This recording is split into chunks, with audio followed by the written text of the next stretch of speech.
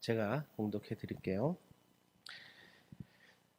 그들이 조반을 먹은 후에 예수께서 시몬 베드로에게 이르시되 요한의 아들 시몬아 내가 이 사람들보다 나를 더 사랑하느냐 하시니 이르되 주님 그러하나이다. 내가 주님을 사랑하는 줄 주께서 아시나이다. 이르시되 내 양을 먹이라 하시고 두 번째 이르시되 요한의 아들 시몬아 내가 나를 사랑하느냐 하시니 이르되 주님은 그러하나이다.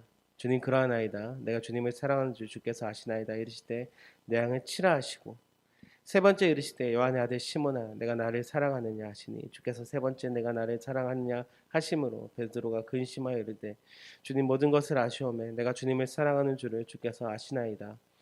예수께서 이르시되 내 양을 먹이라. 내가 진실로 진실로 내게 이르노니 내가 젊어서 스스로 띠뛰고 원하는 것으로 당할거니와 이것은 내가 내 팔을 벌리리니 남이 내게 띠뛰고 원하지 않은 곳으로 데려가리라. 이 말씀을 하심은 베드로가 어떠한 죽음으로 하나님께 영광을 돌릴 것을 가르치심이라. 이 말씀을 하시고 베드로에게 이르시니 나를 따르라 하시니. 아멘. 네. 제가 영어를 별로 좋아하지 않는데요. 잘하지 못해서 그냥 시작점이라고 하면 되는데 있어 보이려고 이렇게 제목을 정해봤습니다. 여러분 그리스도인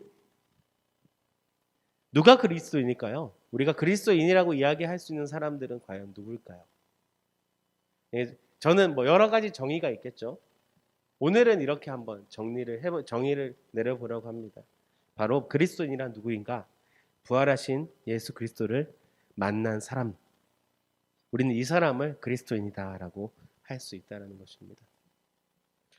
오늘 말씀은 여러분 너무 많이 들어봤죠? 오늘의 말씀은 그 고난 주간으로 돌아가야 됩니다.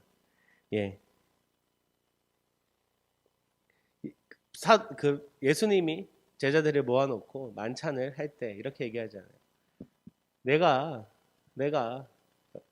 여기 나의 팔자가 있다라고도 얘기하고 베드로를 향해서 내가 나를 3번 부인할 것이다 라고 얘기할 때 자신은 결코 절대로 부인하지 않겠다라고 베드로는 이야기하게 돼요. 그런데요, 놀랍게도 마태복음 26장에 그 이야기를 하고 조금 지나서 26장 70절에 맹세하면서 예수님을 부인하고 있는 장면을 볼 수 있습니다. 여러분 이 장면을 정말 좀 영상으로 볼 수 있는 정확한 장면이 어떤 거냐면 패션이라는 영화가 있어요. 멜 깁슨이라는 배우 겸 배우이자 감독이 만든 아주 오래전에 벌써 언제죠? 2004년도에 개봉된 작품이니까 꽤 오래됐네요. 2004년도 개봉된 작품인데 제가 군대를 전역하고 처음 본 영화이기도 한데요. 이 장면에서 보면 그러니까 저는 예전에 이런 생각을 했어요. 베드로가 부인했다라는 것이 단순히 그냥 옆에 있는 사람한테 불 쬐고 있다가 몰라요. 잘 몰라요. 자꾸 왜 이러세요. 이런 식의 어떤 이해를 가지고 있었거든요. 근데 그 장면은 굉장히 충격적이었습니다. 그 패션이라는 영화에서 베드로는 모든 사람들이 들을 수 있게끔 예수님이 바로 한 15m, 한 20m 앞에 있는 자리에서 막 부인을 하는 거예요. 쉽게 얘기하면 좀 순화를 시켰지만 나는 저딴 새끼 모릅니다 라는 식의 어떤 그런 부인, 맹세하여 부인한다라는 것은 나랑 저 사람과 관계없고 상관없이 연결시키지 마세요. 왜 당신 그런 소리 하고 있습니까? 그런 아주 강력한 부인을 이야기하고 있습니다. 근데 마지막에 예수님과 눈이 마주치고 그 자리를 떠나가는 장면이 굉장히 슬픈 가슴 아픈 장면으로 제가 기억을 하고 있는데 거기서부터 우리는 시작할 수 있어요. 그리고 나서 이제 예수님은 십자가에 달려 못 박혀 죽으시고 제자들은 무서워 떨고 있는 가운데 예수님이 제자를 한 번 찾아오시고 또 2번 찾아오시고 오늘 21장에서 세 번째 요한복음 안에서는 세 번째 찾아오시는 장면입니다. 여러분 우리가 잘 알고 있는 유명한 그 볼펜 브랜드가 있죠. 모나미. 모나미에 보면 153이라고 적혀 있잖아요. 모나미의 153이 이 요한복음 21장에 나오는 말씀을 가지고 만든 그 숫자를 인용해서 만든 제품이에요. 예수님께 제자들이 그러니까 되게 재밌어요. 부활하신 예수님을 이미 전에 만났습니다. 근데 아직 변화되지 않았어요. 아직 그들에겐 두려움이 있고 미안함이 있었던 거예요. 그래서 여전히 그냥 자신들의 일상, 예수님을 만나기, 제자로 불려가기 전의 모습으로 그대로 살고 있는 모습을 보여주고 있습니다. 갈릴리 호수에서 물고기를 잡고 있는데 하나도 잡히지 않아요. 그때 예수님께서 오른쪽에 그물을 던져라 라고 했을 때 많은 물고기가 잡히게 되고 그물도 찢어지지 않게 됩니다. 그리고 나서 그 물고기를 세어봤더니 153마리다 라고 이야기하고 있는 것이 우리가 오늘 읽은 말씀의 이전의 이야기입니다. 그리고 나서 이렇게 얘기하죠. 그들이 조반을 먹은 후에 그 사건이 있고 나서 예수님과 제자들이 함께 앉아서 물고기를 구워서 저녁 식사를 하고 난 다음에 이제 예수님께서 베드로를 향해서 이야기하고 있는 장면, 그것이 오늘 우리가 읽음 장면이다라는 것이죠. 저는 오늘 이렇게 이 모습을 이렇게 한번 생각해 봤으면 좋겠어요. 이 오늘의 본문은요, 우리가 얘기하잖아요. 가끔 이런 첫사랑을 회복하자 이런 얘기 많이 하지 않습니까? 어디든 어떤 첫 번째 열정을 회복하고, 특히 교회에서는 예수님을 만났을 그때 첫사랑을 회복하자라고 얘기하는데, 저는 오늘의 이 장면이 바로 베드로의 첫사랑이자 시작점이 아닌가라는 생각을 해봅니다. 이렇게 생각을 할 수가 있어요. 회복시켜 주심, 원래대로 돌이켜 주심, 이런 그렇게 생각해 볼 수 있지만, 글쎄요, 저는 이렇게 보고 싶습니다. 부활하신 예수 그리스도를 만나서 이제부터 본격적으로 살아가게 되어지는, 그 삶을 제대로 시작하게 되어지는 시작점이 바로 오늘의 장면이 아닌가라고 생각이 되어집니다. 사도들의 모습을 보면요, 성경을 통해 알아보면, 그러니까 사도들은 복음서 이전, 다시 얘기해서 예수님의 부활을 경험하기 이전과 이후의 모습이 전혀 다른 모습을 볼 수 있습니다. 오늘 이 말씀 이전까지만 해도 두려워 떨고 있었고 문을 잠그고 숨어 있었던 자들이 바로 제자들이에요.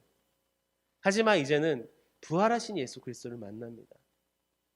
도마가 그 전에 만났고, 그 전에 제자들이 만났고, 그 전에 여인들이 만났고, 이제 부활하신 예수 그리스도를 만난 이들에게는 두려움 따위가 없어진다는 것이죠.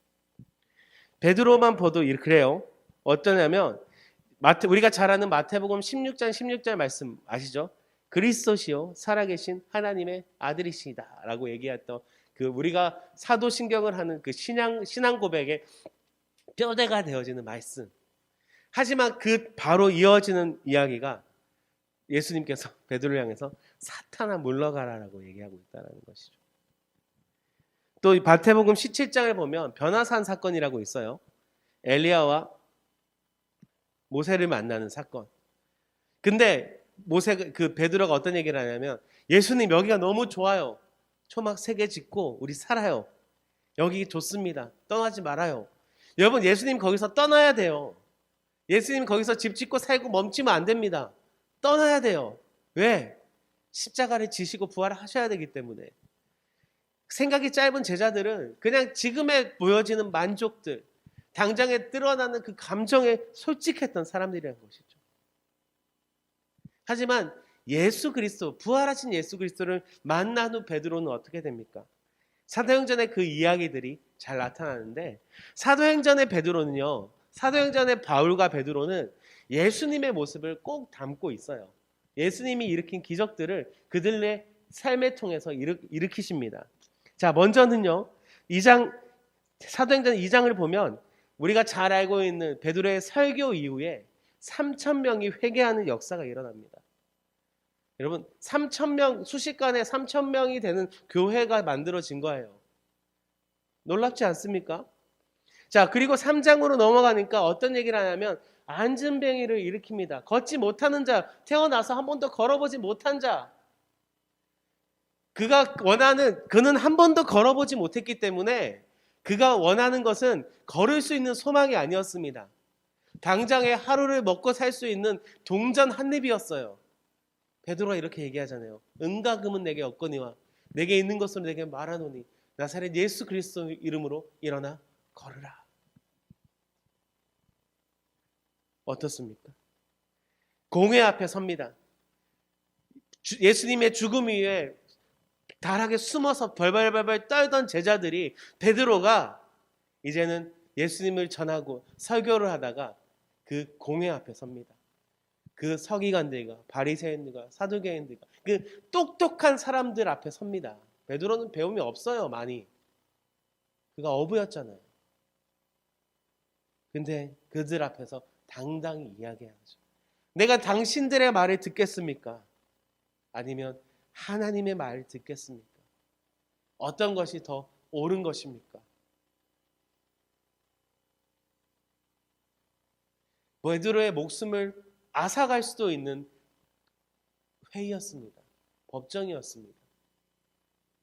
요 똑같은 법정에서 스데반은 죽게 되고요. 베드로는 물론 스데반의 죽음은 또 다른 의미가 있지만 베드로는 그 죽을 수도 있는 상황 앞에서 당당히 이야기하고 있다는 것이죠.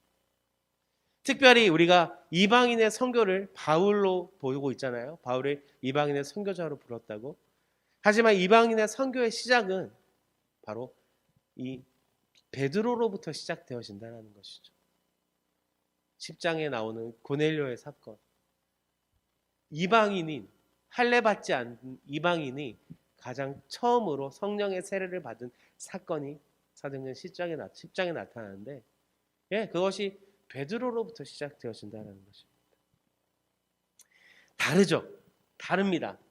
자신의 고집과 의지와 욕심과 그냥 당장에 주어지는 감정에 솔직했던 이 베드로란 한 사람이 이제는 오늘 요한복음 21장에서 부활하신 예수 그리스도를 그냥 만나는 게 아니에요. 보는 게 아닙니다. 인격적으로 경험한 다음에는 이 베드로의 삶이 완벽하게 뒤집어지게 되어진다는 것입니다.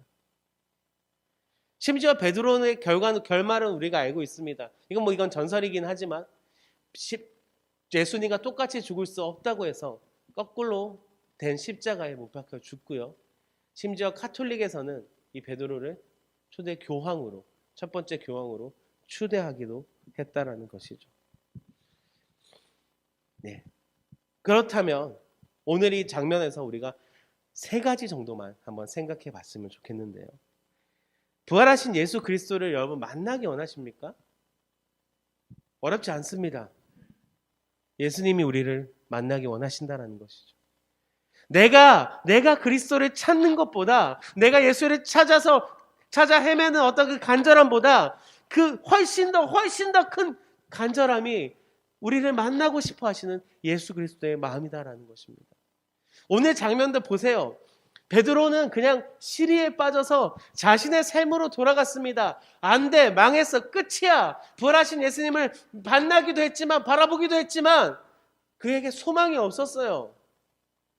그 자리 가운데 예수님은 걸어 들어오셨다라는 겁니다. 그의 삶의 영역을 뚫고 들어오셨다라는 거예요. 여러분, 걱정하지 마세요. 예수님은 여러분보다 여러분을 더 만나기 원하십니다. 예수님은 더욱더 간절하게 자신의 생명을 주기까지 여러분을 만나기 원하신다라고요. 주님, 옆에 계시지요? 이 한마디만 합시다.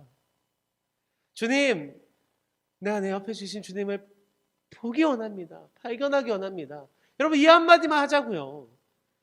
찾아내고 발견해서 어디 돌아다니고 그럴 필요 없어요. 예수님이 계시다는 것을 깨달을 때 우리는 예수님을 볼 수 있습니다. 예수님은 계속해서 우리의 문을 두드리고 있고 우리의 마음에 들어오시기 원하고 우리의 삶의 순간에 함께 하시기 원하시는 분이 바로 예수 그리스도라는 거예요. 그 권세 있는 분이, 그 능력 있는 분이 저와 여러분과 함께 살아가기 원한다니까요. 그 한순간도 놓치지 않고. 오늘 장면이 그거예요. 다른 건 없습니다. 그의 베드로의 일상에, 삶에, 두려움에, 순간에 들어와서 함께 하시잖아요. 식사하고 계시고 이야기하고 계시잖아요. 여러분 제발 제발 그냥 한마디, 그 한마디로만 고백할 수 있기를 예수님의 이름으로 부탁드리겠습니다. 그리고 두 번째, 이 예수님과의 만남은 꼭 만날 때 꼭 일어나는 사건이 있습니다. 그것이 뭐냐면 회개의 사건입니다. 예, 여러분 이 과정이 이루어질 때 우리는 비로소 그리스도인이 된다라고 얘기할 수 있어요. 자, 오늘 보면 되게 재밌죠? 예수님은 얼마나 그 베드로를 신경 쓰고 있는지 알고 우리가 장면으로 볼 수 있습니다. 첫 번째, 두 번째, 세 번째 질문하시잖아요. 왜? 베드로가 3번 부인했기 때문에.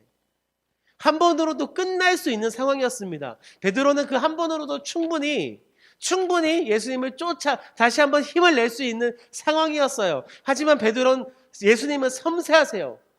우리의 삶에 섬세하게 다가온단 말입니다. 어떻게 해요?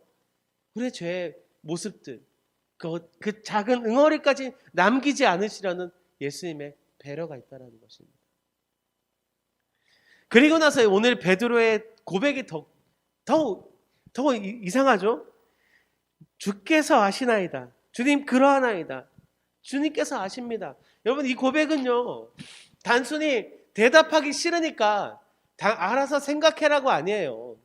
여러분 베드로에게 얼마나 많은 고민의 시간이 있었겠습니까? 가룟 유다는요, 그 고민 가운데 목을 달아 죽었습니다. 기억하십니까? 은 30으로 예수님을 팔았어요. 베드로와 별반 다르지 않아요. 예수님을 판 가룟 유다나 사람들 앞에서 예수님을 맹세하고 부인한 베드로나 어쩌면 예수님의 귀에 들리게 눈앞에서 맹세하고 부인한 베드로가 더 나쁜 사람이죠. 둘 다 고민 가운데 돌아갑니다. 슬픔 가운데 돌아갑니다. 얼마나 많은 생각들이 있었을까요? 3년간 있었던 수많은 이야기들, 예수님과 함께 했던 놀라운 사건들, 깊은 고민과 그 깊은 회개 가운데 그는 비로소 입술을 뗄 수 있었던 겁니다. 주님 아시잖아요. 주님 나보다 나를 더 잘 아시니까 내가 얼마나 힘들었는지, 내가 얼마나 슬펐는지, 내가 얼마나 고통스러웠는지 주님 알고 계시잖아요. 여러분 가끔 이런 데가 있어요. 뭐 예전에 어릴 때 죄까지 다 생각해서 회개해라. 여러분 그러지 않아도 괜찮습니다. 주님께 맡기세요. 그 회개의 모습도 여러분 주님께 맡기시면 됩니다. 주님, 제가 기억하지 못하는 것도 있고요.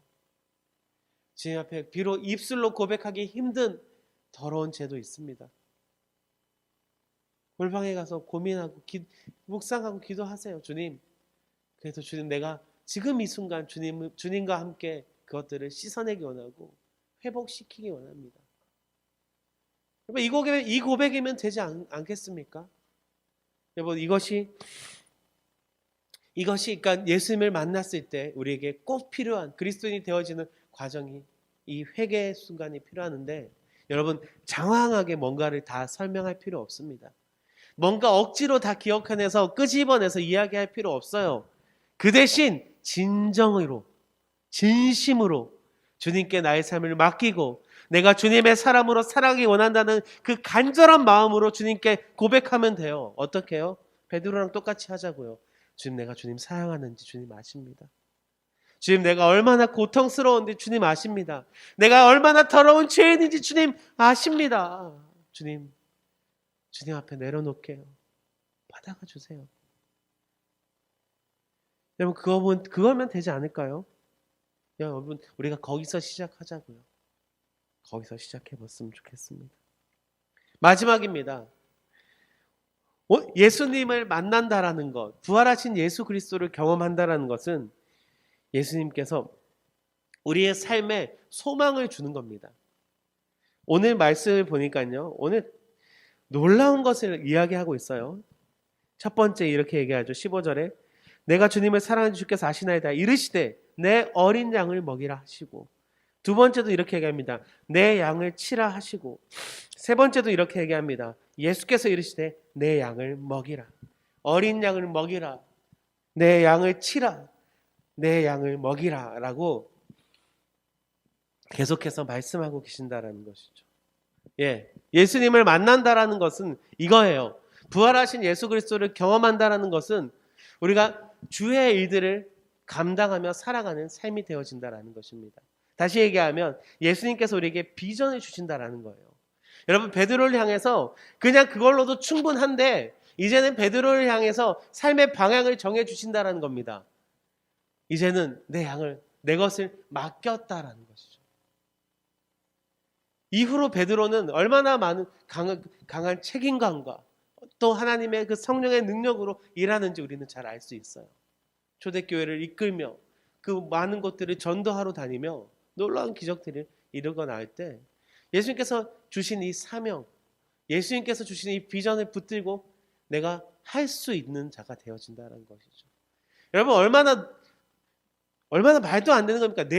예수님의 양을 먹이래요. 예수님의 양을 치래요. 예수님의 양을, 어린 양들을 이끌라고 얘기하잖아요. 무시무시한 일 아닙니까?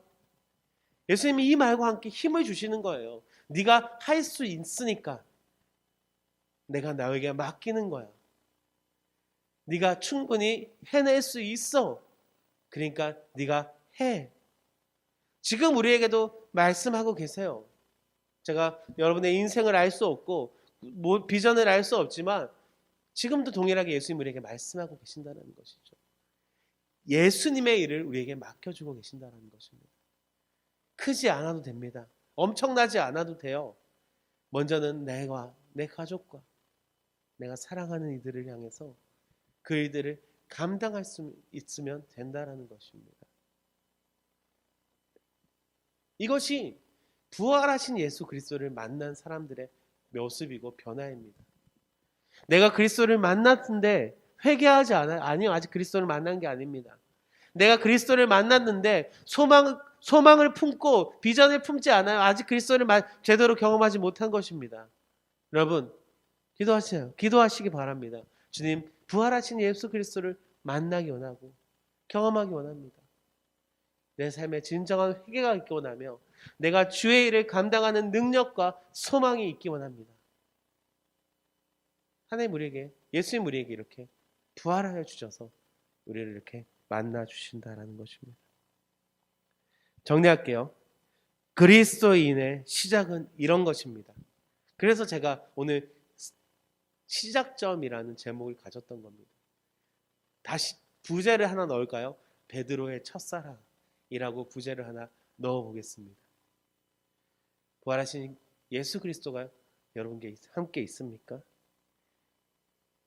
참된 회개가 있었습니까? 예수 그리스도를 통해 꿈꾸며 살아가고 계십니까? 그것이 바로 부활한 예수 그리스도를 만난 사람들의 모습입니다. 저와 여러분이 더 강하게 그 힘의 능력에 붙들려 살아갈 수 있기를 예수님의 이름으로 부탁드리겠습니다. 기도하겠습니다.